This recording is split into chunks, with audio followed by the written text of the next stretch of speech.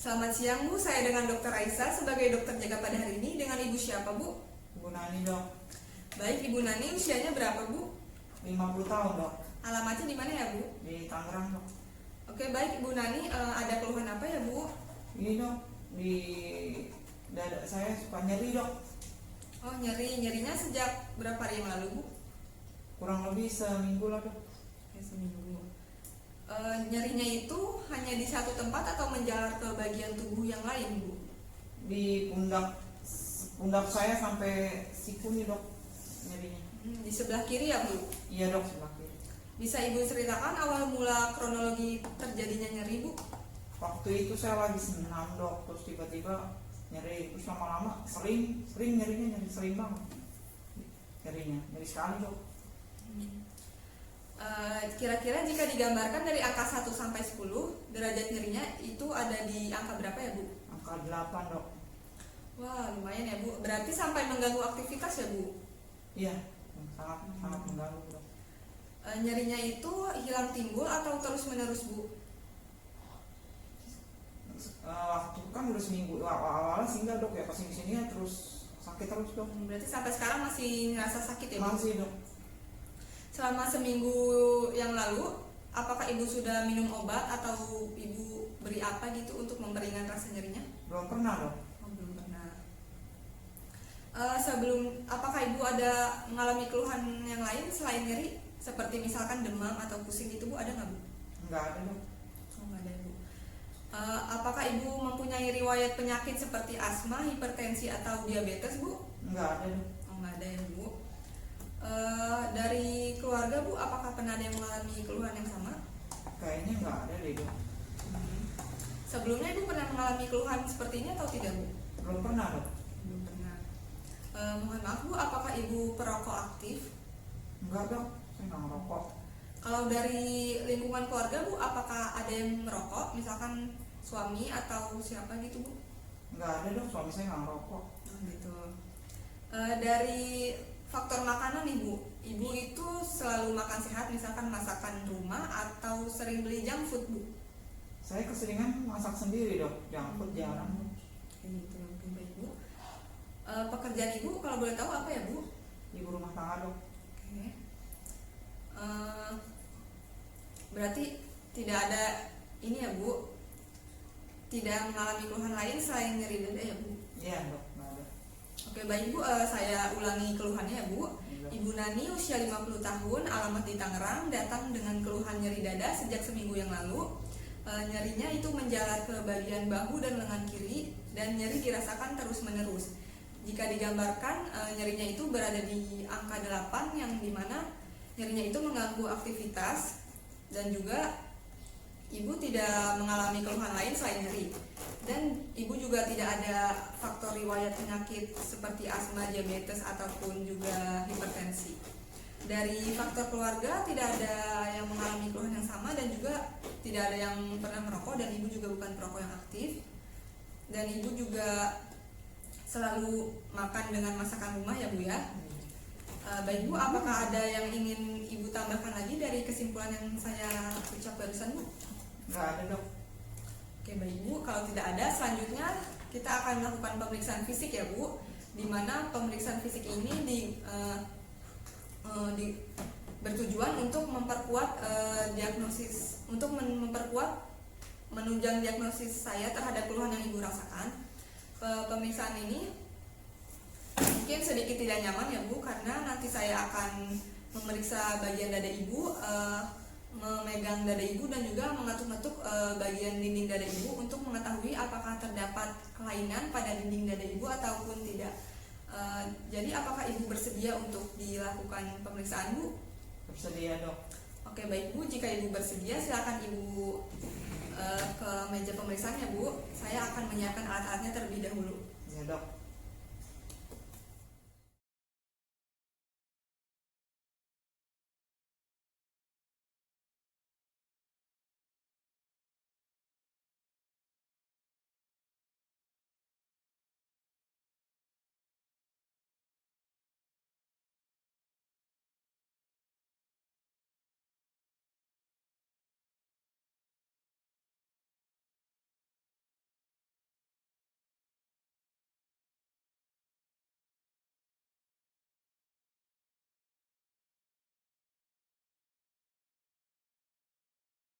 Selanjutnya yaitu mempersiapkan alat.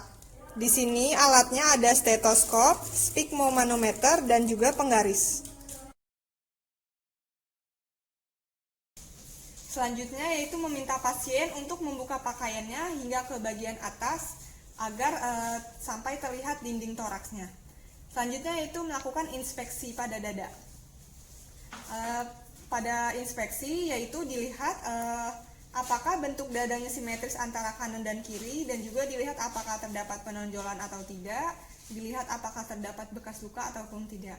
Di sini pada pasien terlihat bentuk dadanya simetris antara kanan dan kiri, dan juga tidak ada penonjolan pada prekordium, tidak ada bekas luka, dan juga tidak terdapat perubahan warna pada kulit pasien. Selanjutnya yaitu melakukan inspeksi ictus cordis. Pada orang dewasa normal, ictus cordis terdapat pada ICS 5 midclavicular line sinistra. Selanjutnya yaitu melakukan palpasi pada jantung dengan cara meletakkan seluruh telapak tangan pada dinding toraks di lokasi apeks jantung, seperti ini.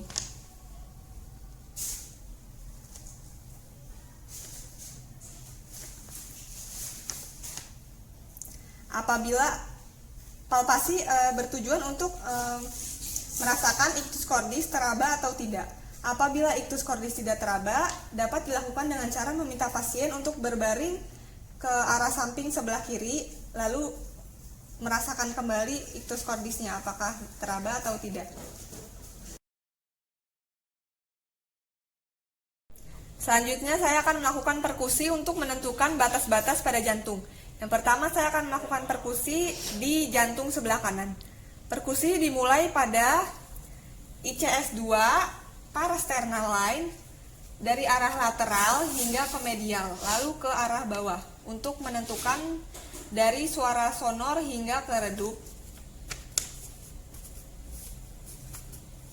lalu ke arah bawah,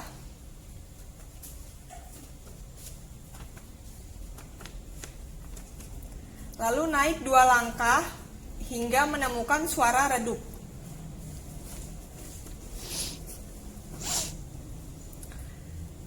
Pada batas kiri bawah jantung ditemukan ICS 5 midclavicular line. Selanjutnya saya akan melakukan perkusi pada bagian jantung sebelah kiri dengan cara yang sama, dimulai dari ICS 2 parasternal line dari arah lateral hingga ke medial, lalu turun ke bawah untuk menentukan suaranya dari sonor hingga ke pekak,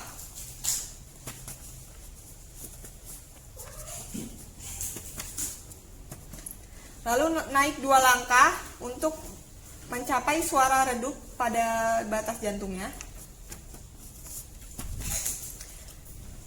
Didapatkan pada batas kanan bawah jantung terletak antara ICS 3 sampai 4 parasternal line dextra.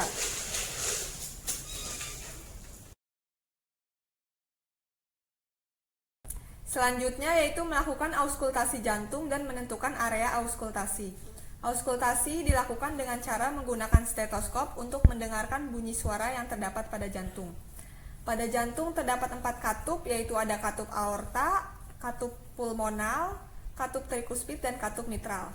Di sini saya sudah menggunakan stetoskop dan saya akan mencari 4 katup tersebut. Di sini adalah letak katup aorta yang terletak pada ICS 2 sternal line dextra. Di sini adalah letak katup pulmonal yang terletak pada ICS 2 sternal line sinistra.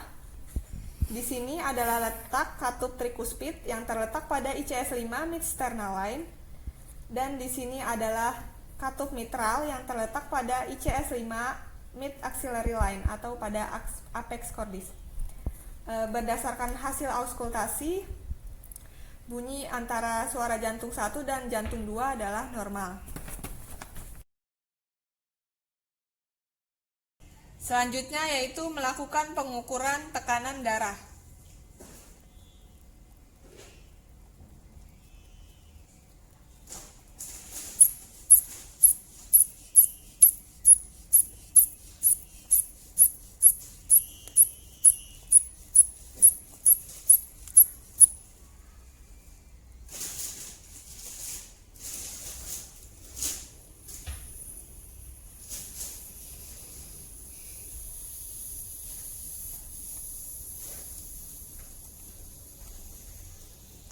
Oke, berdasarkan hasil tensi didapatkan tensi pasien normal yaitu 120/80 mmHg. Selanjutnya yaitu melakukan pemeriksaan denyut nadi dan membandingkan antara arteri radialis sebelah kiri dan arteri radialis sebelah kanan pada pasien. Denyut nadi dilakukan dengan cara seperti ini. Diraba pada arteri radialisnya, lalu dihitung menggunakan stopwatch. Nilai normal denyut nadi yaitu 13-20 kali dalam per menit.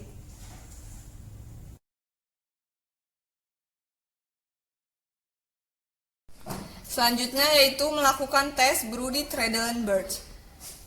Pemeriksaan ini dilakukan dengan cara pasien dalam posisi tidur, lalu tungkai pasien dinaikkan untuk mengosongkan isi pada vena. Lalu pasangkan torniket pada pangkal paha pasien. Tujuan pemasangan torniket adalah untuk memblok aliran vena. Lalu diikat.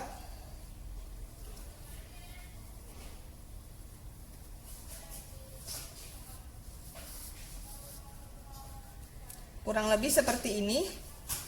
Lalu meminta pasien untuk berdiri dan dilihat pengisian venanya. Selanjutnya yaitu torniket dilepas.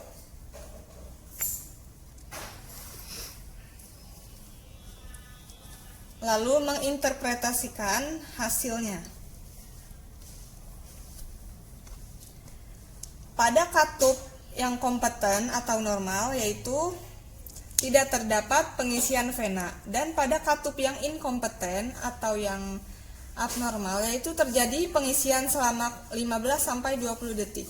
Di sini pada pasien yaitu katupnya adalah katup yang kompeten atau normal, di mana tidak terjadi pengisian pada vena.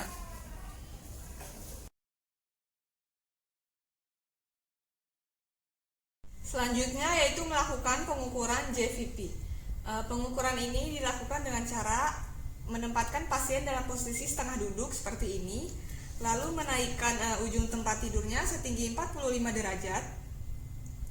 Setelah itu meminta pasien untuk menengok ke arah kiri agar dapat terlihat vena jugularisnya. Lalu meraba vena jugularis interna yang terletak di dekat musculus sternocleidomastoideus. Lalu kita raba vena jugularis internanya. Jika sudah teraba pulsasi vena jugularis interna, lalu kita ukur menggunakan penggaris. Pengukurannya dimulai dari angulus sterni, lalu disejajarkan seperti ini.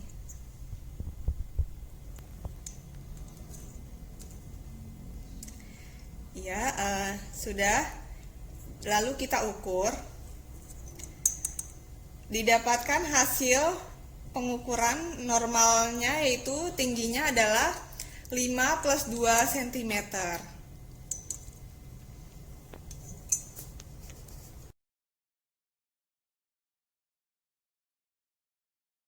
Baik Ibu, pemeriksaan sudah selesai dilakukan dan berdasarkan hasil keseluruhan pemeriksaan, pada jantung Ibu normal, tidak terdapat kelainan apapun. Hanya saja Ibu mengalami sedikit nyeri pada bagian dada. Saya sarankan Ibu untuk mengurangi aktivitas yang terlebih dahulu ya Bu, dan lebih memperbanyak istirahat di rumah dan mengkonsumsi makanan-makanan yang bergizi. Nanti saya akan resepkan obat pereda anti nyeri dan harus Ibu minum secara teratur ya Bu. Ya, Apakah ada yang ingin Ibu tanyakan lagi Bu, atau sudah cukup jelas semuanya? sudah cukup dok. Oke baik Bu, jika sudah cukup nanti saya akan mencatat hasilnya di rekam medis dan semoga lekas sembuh ya Bu. Makasih dok. Sama-sama Bu.